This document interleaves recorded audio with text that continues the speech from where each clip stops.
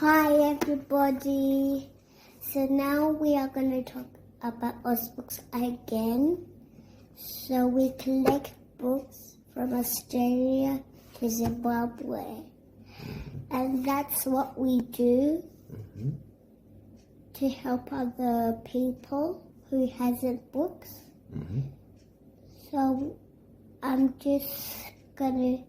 me and Daddy are going to tell people which books are you going to give. I'm going to give my big books from Tete. I got one book that are dinosaurs. I can give one to the other book for the people. And is it okay if you can give the grown-ups some of your books? Oh yes, we can do that. We can do that because we are also doing community libraries, and I'm sure some of the grown-ups would want to read some of my books. Yeah, I think that's a great idea. Cool. Bye, everybody. Bye.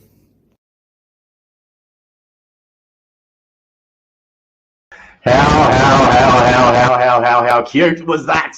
Oh, we can't wait to introduce Alfred this morning. That was so gorgeous. I agree with you, Tracy. Good morning, Nicole. Good morning, Bronwyn. Good morning, Martine. Good morning, Tanya. Felicity, Sally. How is everyone for your Thursday? Only one more week to go of Cuppa of Life for 2020. We're going to be finishing it off with some fun next week. So stay tuned for our announcement for all our special guests next week. We even have someone tuning in from a very, very, very far away place, but I'll get to that very shortly. Before I kick it off today, I just want to acknowledge the traditional custodians of country throughout Australia and recognise their continuing connections to land, waters and community. I pay my respects to them and to their cultures and to the elders, both past and present. Thursday morning, are you ready, everyone? I'm going to bring in the man himself. We're going to get straight into it this morning. Can Alfred please pop in, buddy? Pop into the Cuppa of Life Cafe and give a big warm welcome. Hey, good morning, everyone. Welcome to Cuppa of Life chat with Luke. Luke, I'm so excited to be here. This is a very good way to start my day. I get super excited when I have to share the story and also inspire one or two people out there. So thank you very much for having me. Mate, I think the little video in its own right with your lovely little daughter there, she's incredible, mate. How cute. She's something else, Luke. She, from the time she was, 6 months old, she came onto the journey. From the first time we collected the first lot of books, 564 books, she was there with us. And now she's talking about it. Imagine that. She says, "Oh, it's time to talk about all the books was in again," because she's just been doing it for such a long time. Before I kick it off, mate, you have got a velvet voice. You do. You should read books and do audio podcasts around books, mate. That's my little 2 cents worth. Look, thank you very much for that. Thank you so much. I'll definitely look into that. Now, Alfred, what an incredible journey, mate, and the ride that you're being on and the purpose that you're living every single day. Before I kick it off, I love the cup. Yeah, this is my favorite cup, Luke. This is an Aussie Books for Zim cup, and here at the back it says, "Creating brighter futures through books." That's exactly what we're doing. What a purpose, what a life that you're living and what you're giving back. So we're going to get into the whole journey today. But, mate, let's kick it off from the start. We love understanding a little bit more about your story. So where did you grow up? In Zimbabwe, a little town? Oh, yeah. I was born in Zimbabwe. I started off as a 6-year-old going to school in a little village called Mavurazi. And that's on the northeastern part of Zimbabwe. It's just one of those places which is so remote, no electricity, no running water. And fortunately for me, I just moved to the city. I moved to the city when I was 7 years old in my second year of primary school. And that pretty much just changed the whole trajectory for me. My whole life just changed. Was it difficult to get out of the village to move into the city? Because, how does that all come about? Oh yeah, I was very fortunate. Actually, my family were very fortunate because my dad worked in the city, and there Right. were seven kids, and I'm the last born. So I was the last one to move from the village because I lived there with my mom. And at Okay. that time, what used to happen back in the days was that the wives would stay in the village and the men would go and look for jobs in the cities. So my dad was working in the city, and then my older brother, his name is Albert, he talked to my dad and said, I don't want to be in this school anymore in the village. Why can't we just, come and attend school in the city? He was an advocate for me because he was like, Dad, you need to do something about this. So that's how we ended up moving to the city in primary school. And when we got to the city, look, because in Mavrazi, we didn't have books. We just didn't have books. And sometimes for grade ones, you'd actually sit under the tree and learn how to write your names in the sand. Mm. But we were probably some of the happiest kids. I always tell people that we were so happy because we looked forward to being in school and just playing with our friends. But what we didn't know was that, as kids, sometimes you don't really get a full picture of what happens in the village. Get ya. It was such a poor community in the sense that people rely on farming, subsistence farming for food. We didn't have a clinic, and it was just very, very remote. So when I moved to the city, I got a chance to go to the library, and my dad said, you know what, young man, you need to go to the library, spend every day in the library. I'm going to give you 50 cents to pay for your subscriptions.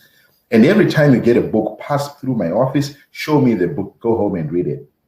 Amazing. So I started reading from that time onwards, and I just got lost in the books, opening the famous 5 books. I always say that I traveled around the world through books. I went to the countryside of Dover through the famous 5 books. I had picnics with the famous 5. I solved mysteries with the Secret 7 and the Hardy Boys. I did it all. And what fantastic memories, mate. And that's what, the written word can do. It can really shape your dreams and your smiles. And I can see that when even if you're talking about it right now, you can just tell the joy that those books gave you as a kid. Was that your famous? Was the famous 5 your favorite books? Oh yes, I thoroughly enjoyed that whole series. And this is something funny that happened a few months ago. Look, when we were collecting books, I think we got lots of books from some primary school, and they had the whole famous 5 series in a box. And I just couldn't let it go. I wanted to keep it for myself. I said, I'm just gonna keep this one. This brings about so many memories, man. It's so good. Yeah. And when you were growing up, reading the books and furthering your own education by your own learning within the libraries, did you know what you wanted to be when you grew up? No, not at all. Imagine 7-year-old. Yeah. In the city, you're just discovering all these beautiful things about being in a city. You don't really think about where you're going to end up, or if anything, you have no idea. But what happened for me is that I developed a love for science. Yeah. And that really it stayed with me for a very long time, and I found myself going to high school studying mathematics and biology and chemistry in A levels, and for me it was just natural that I would go down that path and do a degree in my first degree in mathematics and chemistry. I majored in both mathematics and chemistry, pure mathematics. And at some point, I just got sick and tired of the mathematics because it was so hard in my final year. I said, oh, man, I can't do this. This is going to kill me. So I went with the chemistry. So I did a postgraduate honors degree in chemistry at the University of Pretoria and ended up doing a PhD in chemistry. Wow. What mate, that's fantastic. We're having some problems with the room, so I'm just going to stop for a second, mate. People are not able to, just the room's frozen for some reason. If anyone can still see me and hear me, can you please, oh no, we're back live. Okay, people are back live, that's good. Logged out, back in now, all good. Okay, we're back. So do you want to just repeat that point for everyone around, you going to university, your university experience in Nambia? Yeah. Oh, yes. Oh, I love telling that story, Luke, because what happened is when I finished high school in 1998, yes, in 1997, that's when I finished high school. And then I didn't do so well in high school. Right. All my friends were going to university. My acceptance letter from the University of Zimbabwe took so long. And I think, in hindsight, I look back and I said, that was great. That's a good thing. But at that time, I was really stressed. My dad just passed away during that time. As an 18-year-old, my whole world just flipped around. And I thought, oh, my goodness, what's going to happen to me? He was the breadwinner, and we ended up having to sell our home, which he had bought in the city. And my mom moved back to the village to live in that same village I was talking about. And that following year, in 2019, I went on a 7-day trip. What was supposed to be a 7-day trip to Namibia with my sister ended up being a 7-year stay. Wow. So we got to Namibia, and my sister said, well, you know what? You've got your certificates here. Why don't you just step into the university and see if you can register? And I thought, wow, how does that work? I didn't even apply. She said, no, you just go and try your luck. Went in there on a Wednesday and tried to register, and I couldn't. My sister got a free lift to go back to Zimbabwe. She went back to Zimbabwe and left me in this place with her friends whom we were living with. And she said to me, young man, you need to be strong. You need to be strong. Dig your heels in. You know there's no money back home. Don't call us asking for money. You need to be strong here. So just register, get into the university, you'll be fine. And on Friday, during my first week, on the Friday, the last day of late registration, I was a registered student at the University of Namibia. Man, I was excited. And I walked to my room. I eventually got a room at the university. I walked into my room. It was just this little room with a single bed right in the middle. And I just walked in there and I sat down and I just broke down. Did you? I just cried because at that time, I felt so alone. I thought I had achieved something, but I was all alone. My dad wasn't there to see me, getting into uni. My mom wasn't there to share the joy with me. My friends were not there. And I was on my own. Wow. And it then dawned on me that I just had to be resilient. I just had to dig deep and stay the course, because it would have been easy for me to go back to Zimbabwe. It would have been easy. But I just stayed the course. And here we are today. And did you obviously staying the course? Did you have sort of mentors or people that helped you while you were there?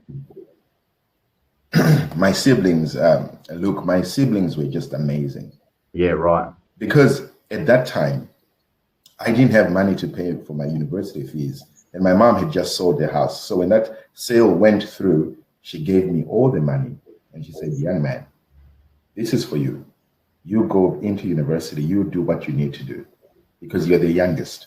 And it was so humbling for her to give up our home for me. And that has stayed with me for such a long time. It's people sacrificed so much for me. My siblings were always there to encourage me and send me pocket money. But during that time as well, I developed a skill that I started teaching kids and tutoring kids, and became an entrepreneur because I was doing part-time tutoring, after hours. And then when I went back to Zimbabwe during the holidays, I would bring these little baskets which were handmade, and I would sell one per month and get 50 Rand and buy my food for the month. Wow. And that was just amazing. And I did that for quite some time. So how did the journey come for you to get to Australia? And how was that process? Serendipity, look, serendipity. That's how I can sum it up. Because when I finished my degree at the University of Namibia, I started teaching at 2 schools. Right. I loved teaching, and then because of the part-time tutoring that I was doing as well, I saved a bit of money and realized that I needed to grow. And I used to tell myself that I want to be the best. I want to work with the best, and I want to be the best. Sure. If you had asked me at that time, I wouldn't have known what I wanted to be the best at. Yes. It's something that just resonated with me because I wrote it in my personal statements as I was applying for for university in different parts of the world. And I just kept telling myself that. So I packed my bags after 7 years in Namibia, went to South Africa to study for an honors degree in chemistry. Wow. And I said, I'm not looking back. Just 1 year, study for 1 year and get out, get a job. Things went the other way. I found myself enjoying the studying. I was introduced to electrochemistry, and I had an amazing supervisor who just sacrificed so much for me. He even paid me from his own pocket. Wow. Just so that I could study for my master's degree in electrochemistry. And then he came to me and he said, you're a poor student in the sense that you don't have money. Everyone else is doing their master's degree in 2 years. You do yours in 1 year and get out. And I'm going to ask you to write an article. It's not a requirement from the university, but you need to write an article and publish an article. That is going to be a passport to success, to whatever it is that you want to do in life. So I did all my experiments in 6 months. I was done, sleepless nights in the lab, and we managed to publish this amazing article. And that allowed me to come to Australia, because one day I was sitting in the office, Valentine's Day, single, bored, and thinking, what am I going to do with myself? So I went online, started searching for scholarships worldwide, and guess what? The first country to come on that list, that website, I don't even remember it, was Australia. So I clicked on it, and then there were 2 scholarships that came up, and I applied for one. I got it, and July 26th, I was on my way to Wollongong for the first time. That is incredible. That is incredible. Before you left, your mentor that gave you a lasting impression on you before you left, tell everyone what that was. Oh yeah, Professor Kenneth. This guy is just amazing in the sense that, he pushed me so hard, and at that time I felt like it was very unfair. But he had a vision for me, and sometimes you need other people to see it for you when you can't see it for yourself. Because yes, so much you are in the frame, you can't see the picture. Sometimes you need other people who are looking from a distance to actually see it and map a bit of your journey for you when you can't do it for yourself. And he did that for me. So he kept pushing me to publish an article. Yes. And when we did, he was so happy for me. And up until today, we're still in touch. When I went back to Zimbabwe last year in November, I met up with him and I gave a talk to the chemistry department at the Witwatersrand University.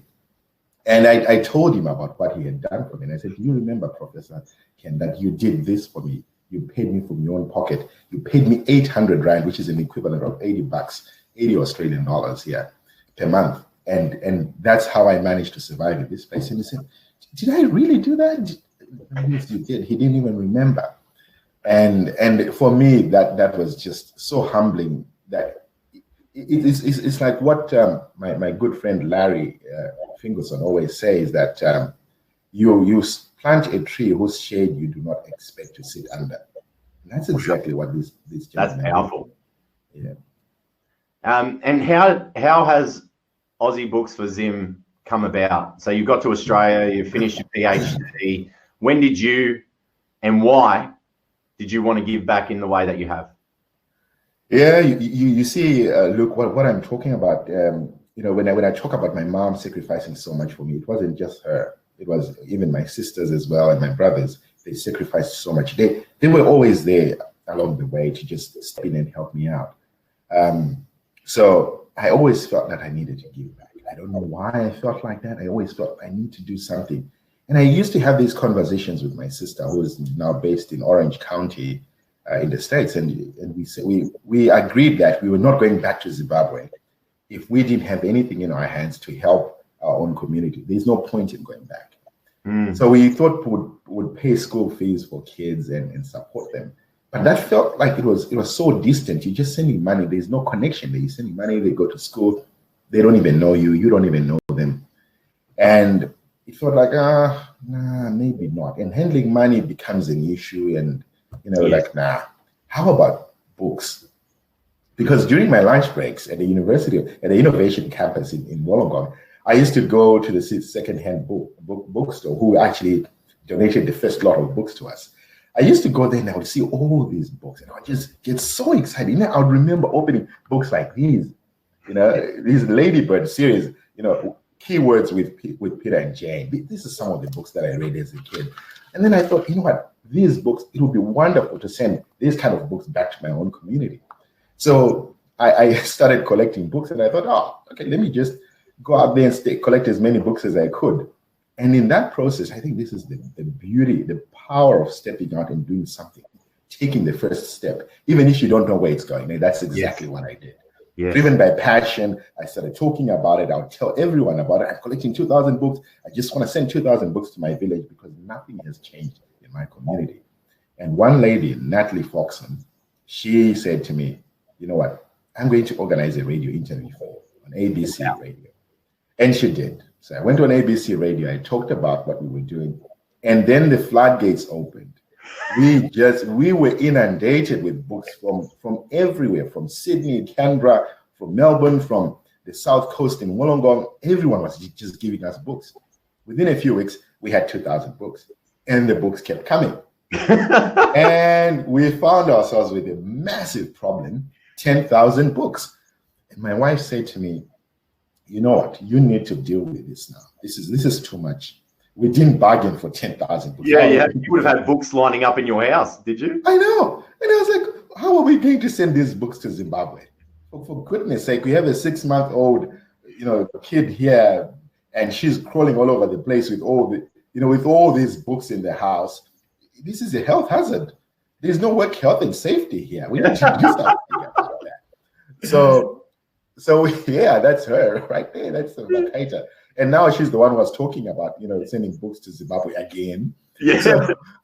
So we ended up with all these books. By the end of the year, we had 20,000 books. And my wife said, you know what, I'm just going to go online. I'm going to register a charity and you come up with a constitution. We did all of that. We got deductible gift recipient status. But my wife is amazing at doing these kind of things because she's a project manager. She manages me really well. Right. And I appreciate that because it's just, I need that. So she registered the charity. We called it All the Books Was In, and we just sprang into action. We were having barbecues, telling everyone about what we were doing. By the end of the year, we had 20,000 books. We bought a shipping container. We sent that shipping container to Zimbabwe. It got stuck somewhere along the way. I had to fly all the way to Zimbabwe, and just to make sure that everything got to where it needed to be. And we made it. Then we started distributing the books. We had librarians come in to sort the books for us and pave the way for the communities, because you don't want to give a community 5,000 books. No. You kill them with kindness, especially when they don't know what to do with the books. So our librarians will go in, talk to the community, raise awareness about the importance of a library. And what we had not bargained for was the gratitude, Luke, the gratitude. The whole community comes out and they're singing songs for you. The kids are super excited. You give them a book. You're giving me little shivels up here, mate. That's incredible. That's amazing.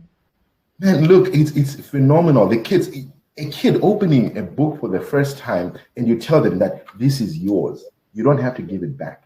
It can't believe it. And they're like, yeah, this is your book. It's yours now. You keep it. It's then I realized that we think it's just about books. It's not. It's not. It's about life. Look, it's about life. It's about hope. It's about opportunity. Because every kid has the same potential. It's just that they don't have the opportunities. We in my village, look, there are girls. 50% of the kids do not transition to secondary school because they don't have books like these. They don't even they lose confidence. They don't have confidence reading. They write exams in English, but they don't have the books. So they don't transition to secondary school. And guess what happens to the girls? Look, the girls get married at 14, 15. Yeah, mate. They end up with kids by the time they're 18. These kids, sometimes they end up with HIV and AIDS, and their lives are gone. And all they need is just, for us to open up a whole world to them through books. Yes. That's all they need. So they can also then tell their own story eventually as well. Exactly. I love that. I love the fact that, originally you thought it was about books, but now it's not about that. There's a bigger purpose there. Since 2015, mate, when you launched, tell us some of the successes that you've been able to achieve for communities, and following that, how does that make you feel that you have been able to make an impact? Wow. Since 2015, we have shipped about 100,000 books to Zimbabwe. We have collected library shelves. Now we're even putting library shelves and books in the libraries. We ask the communities to step in and help us out because we want them to own it as well. We don't just want to give books and walk away. We want them to own it, to say, this is our project, this is our library. Anyone can access it. It's a safe place for kids to learn. It's a safe place for the community to come in and learn. So we have sent over 100,000 books. We have set up 9 libraries. But the one that I'm really excited about is this one that we built. We got a grant from Better World Books, and we built this library for a community in Chatsworth, Zimbabwe, where the women knit clothes and then they send them over to Australia through an organization called Knit for Life. And then the money goes back to support that community. So we thought, let's collaborate. This is the power of collaboration. Let's collaborate and build this amazing structure for them. So we built this library, which we officially opened last year. The Australian ambassador to Zimbabwe came to do the official opening, and we had applied for a grant with the Australian embassy in Zimbabwe. So we got a grant to build 2 more libraries exactly like that. And this is what it's actually happening at the moment. We're building those 2 libraries. And then somebody else from another community came to us and said, hey, I also want a library, but I will fund it. And it costs $15,000 look to build such a structure which impacts over 3,000 kids. Wow. But what we are doing going forward is even more exciting. We have partnered with Solar Buddy up in Brisbane. They give us solar lamps because we work in rural communities where there's no electricity. So we are now giving kids solar lamps and books to read. And then another amazing thing happened in the sense that Abalone Trust, who are based in the UK, they came to us and said, we also want to help. And they are doctors who focus on eye care and eye correction. They said, how are kids going to read these books if their eyesight is not so good? So we want to come in and do eye care for everyone, eye testing for every child for free. You give them the books. Solar Buddy comes and, gives us the solar lamps. And guess what? Their mission statement is actually enlightening brighter futures. Yeah, and we are creating brighter futures. So it's just amazing. So we're doing that in all these libraries that we are setting up from here on. We provide the solar lamps, the books, and the eye care. How incredible, mate! Look how far it's come, and it's only just a start, isn't it? Because it's not just about. I know it started off with Zimbabwe, but it's all of Africa now that you want to impact. Yeah, what's your goal? 1 million books. 1 million books in the hands of 1 million children, not just in Zimbabwe, the whole of Southern Africa, and eventually the whole of Africa. Every child, my friend Tommy Trout says that there should never be an end to a child's reading list. There should never be an end to a child's reading list. So we want every child to experience the joy that I experienced opening a book for the first time. We want every child to have that opportunity. And we don't know what's going to happen to these kids, but I know that it's a foundation. Yes. They can start to build their lives, 1 book at a time. And then it goes on, 2 books, maybe 3 books, and maybe 1,000 books. So we want to impact 1 million kids, 1 million kids in 10 years.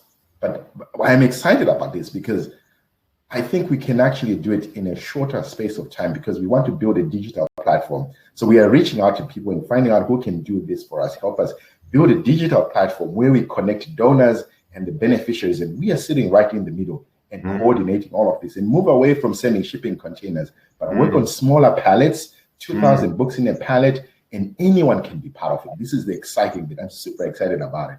Because if we have more people coming in collecting books, it could be schools, it could be families, it could be anyone, 2,000 books, and just maybe donate $1 or $5 per book. Guess what? Yes. We create ripples. Yes. So I'm super excited about it. And how can people get involved, mate? Because we've got a pretty engaged community, both now online, but just in general anyway. How And how can people get involved? Can they donate books or can they donate cash? Like, what's the role that we can play today? Yeah, for now we're saying hold on to the books because we've run out of storage space. We've got 3 shipping containers full of books, library shelves, just a whole lot of stuff, stationery in there. And we're saying hold on to the books. We want to ship these 3 containers, send them to Zimbabwe so that we start working on this new model next year. So we want to make sure that we send all these books to Zimbabwe, just getting the business of setting up libraries. And so we are asking people to donate money through our website. We have deductible gift recipient status, so people can always, it's tax deductible. And yeah, that's one way that people can donate. Also, we're looking for people who have a passion for what we're doing, a passion for changing lives, a passion for books, and people who just resonate with what we're doing here. We're creating a new board, and this really excites me. We want a new board in place so that, because we realize that where we need to be and where we are, it requires a certain amount of skill, dedication, and enthusiasm to get us to 1 million books. So we're setting up a new board. So we are looking for people who have the skills and the enthusiasm to help us build this amazing structure with an amazing culture and making a big impact. So people can bring their skills, they can volunteer to help and help us to build this digital platform that we're looking at. And also looking at logistics companies who can partner with us to come in, pick up the books, a pallet, wherever it is, pick it up, send it to the WAF, and then it goes to Zimbabwe. And then we close that loop by bringing the pictures back to anyone who's donated. We want them to experience the joy that I experience when I give books to. Sorry about that. That's all right. You see, this is me getting super excited. Yeah. So we want people to experience the joy that I was experiencing, the gratitude that you get from the community when you give a book to somebody. So we want to close that loop, create an app where people can track their own donation, and then it comes back. They can even write little letters. They go the other way, and then the kids on the other side. Actually, what we're doing is connecting communities, and we are sitting right in the middle, creating all of that. It's incredible, mate. We're getting a lot of questions coming through, so we're going to ask those questions very shortly. You were also part of an incredible initiative, the Growth Project, which has really helped you. And one of our dear friends in Kappa community is Sam, who was there to help guide you as well. Do you want to talk about that experience quickly? Oh, yes. Sam, she is phenomenal. This is what Sam did for me during the Growth Project. And also the Growth Project, the other members within the cohort, they just challenged me in a way that I never imagined, because Sam challenged me to think differently, to look at things from a different perspective, and to say, hey, let's step back a little bit. After all, because of the pandemic, we can't travel, we can't going out there collecting books. Let's just step back, look at our structures, look at what we want to achieve, and let's have this clear vision of what we want. And we pretty much smashed our model and say, let's smash it and rebuild it. And we want to build it in such a way that we can make this big impact. So during the Growth Project, we talked about strategy, coming up with strategy. We talked about shared value. And I think these were some of the most powerful sessions for me, where you look at yourself and you say, why am I doing this? And we kept asking that why. But for me, it has never been difficult to answer that question. The why, it's just right there in front of me. But we built up on that. And because I'm driven by passion, but to have somebody give you direction, when you have passion and direction, you end up with creativity. So we started creating something beautiful, creating a vision. And this is what the Growth Project did for me. It empowered me so much. And some of the members of that cohort kept telling me, you know what, you're such a good storyteller. You're such a good storyteller. And I said, oh, really? Then, yes, you're really good at this. Why don't you start a speaking business? Why don't you start speaking? And then I'd already been doing this before, but they said, why don't you do it in such a way that, set up your website and everything else, start speaking. And when you do the speaking engagements, people pay you for it. Some of the money will go towards the books was in to make an impact. And I thought, whoa, how good is this? So I set up my website. Now I'm actually doing speaking engagements, talking about vulnerability, resilience, and purpose, because these are things that I have experienced. So I now reach out to corporates and ask them if they need somebody to come and talk to their staff members, to their teams about resilience, about vulnerability, about purpose.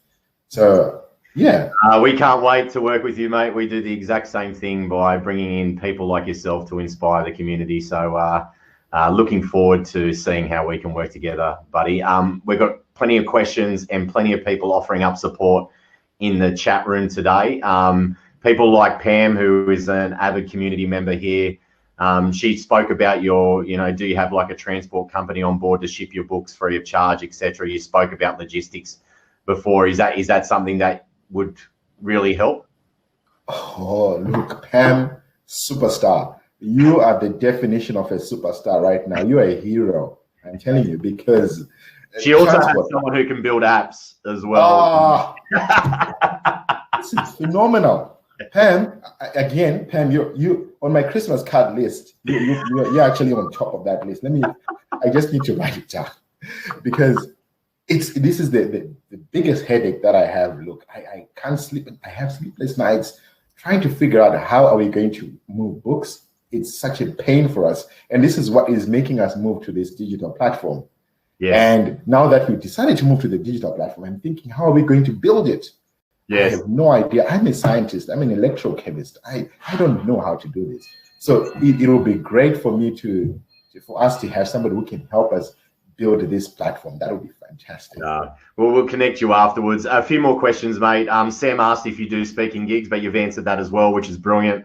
Where are you based? Like, where are you located? Well, right now I'm based in Canberra. We relocated from Wollongong at the beginning of the year. So we experienced it all in Canberra this year. The bushfires, the hailstones, and COVID, we experienced it all. But we were in Wollongong for 10 years, so now we are based in Canberra. So good. Yeah, mate, we're going to send you this chat room afterwards, and we'll make sure that we connect everyone as well. Some people have really written some lovely comments here, mate. Penny said, amazing. Something that to us we take for granted is truly life-changing. And it's great to see how much it affects the whole community. One little concept and look what you've achieved, mate. So congratulations on everything that you've done. And thank you to Sam, but also Rebecca from Sage, who connected us, Alfred. It is about having conversations like this, building awareness and creating a movement of change that has a great benefit to people around us, mate. So, massive congrats to you and everything that you're doing. We're going to leave it here, everyone. Any parting words from you, Alfred, to our community? Oh, yeah. Purpose. I just want to share a story. Something that I experienced over the weekend. I met a gentleman by the name, I won't say the name, I'll just say A. I met this gentleman, 67 years old, and he's got Parkinson's disease. He's all by himself. And, physiotherapists come to him and they ask him to do some exercises, and he's just not inspired to do that because he doesn't see the purpose. While we may be on the outside, looking from the outside, we say, this is the purpose. You should see it. He doesn't. But guess what? One of my friends built him an aquaponics unit where he can actually just stand and, work on these little plants that he has in his aquaponics unit. And when I was talking to him while we were sitting there outside right next to his unit, he told me about how he comes out at night with a torch and he looks at the fish swimming in the tank below. And that just gives them a sense of purpose. And I thought, wow, you just need to find something that resonates with you. And there, when you have purpose, it just opens up a whole world of opportunities. Yeah. And this gentleman here, every day he tends to his unit, and he's been challenged to check the pH of the water every single day in a little test tube. And you can imagine for somebody who's got Parkinson's, he's just shaking and he's going like this. But guess what? He does that. He does it so well. He checks the pH. He does everything. He controls the temperature. He opens up the pump. He's sitting there opening up the pump and fixing it. Because with that aquaponics unit, he has found purpose. So wherever you may be, just dig deep. Step back. Start looking around and find your own purpose, because you can change somebody's life, starting with just kind words. saying something, being fantastic. Just be a fantastic human being. You know, that's all I wanted to say. Mate, what a powerful message to leave everyone. Alfred, you've been an inspiration this morning, mate. Thank you for helping us start our day with some positivity and inspiration this morning. You've been incredible, my friend, and congratulations on all the work that you've done today. And we can't wait to see you in Africa after you've hit that 1 million book mark and just lapping it all up. Thank you very much, Luke. I really enjoyed this. You know, I love doing this, talking about the mission, the vision, and the work that we are doing, because I know that it always books for Zim, our currency, our relationships. That's our currency. And we're about to play a video of you dancing, mate. So we want to see you dancing, mate. All right, buddy. Just play the music. I'll start dancing right now. Alfred, if you could please switch off your camera and mic now, that'd be fantastic, buddy. And we'll play the video very shortly. See you later, Alfred. Please do join us tomorrow. We have Gary Walden joining us, who is a transformational consultant, and he's written a book called Sort Our Shit Out. It's going to be a good little chat with Gary tomorrow. So please make sure you click on the offers area right now and join us tomorrow for another inspirational talk. And thank you so much to the community once again getting involved. We hope that you form part of our journey in 2021 as we continue to have conversations that matter. Click on thecuppaoflife.com and check out how you can become a member for less than a cuppa a week. $3 is all it takes to be a member of Cuppa of Life in 2021. We also have an early bird offer where you can get the yearly membership for just $99. So please make sure that you join us and be a part of our community again for next year. But we've got another week to go. So not long to go before we shut our cafe doors for 2020, but we'll be back in 2021. So please make sure you do that. Now, don't leave. I'm going to show you Alfred dancing, okay? This is what happens. I want to see what dance he's going to do when he makes 1 million books. This is the dance that he's done for just 8,000. We're going to do something for 1 million. So let's see how it goes. I'm going to play that video right now.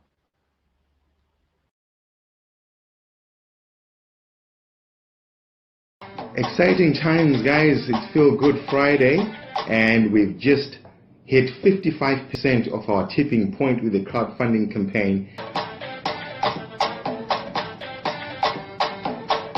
And from here on, it's just we are on the home stretch. So we can actually send 1 shipping container to Zimbabwe, but we need to hit our tipping point of $16,000, and we are on $8,890. So I'm saying reach out to your network, spread the word as much as you can, and let's get those books and library furniture to Zimbabwe. Thank you.